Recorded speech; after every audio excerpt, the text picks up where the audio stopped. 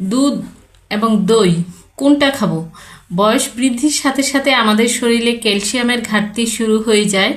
তা এই কারণে অনেকে দুধ এবং দই দুটার মধ্য থেকে কোনটা খাওয়া উচিত বলে মনে করেন।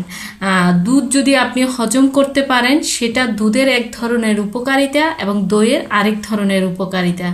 তবে যদি তুলনা করা হয়, কম্পেয়ার করা হয়, তাহলে দই দুধ থেকে ভালো।